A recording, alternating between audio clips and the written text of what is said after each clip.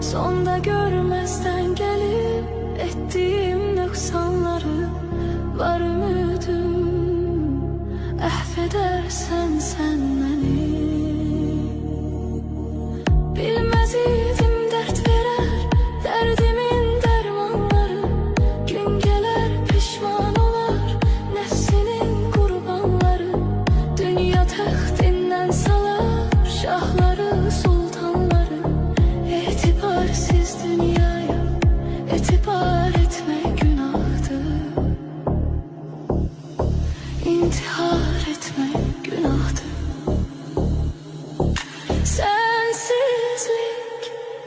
Sensizlik çok çetin dünyada.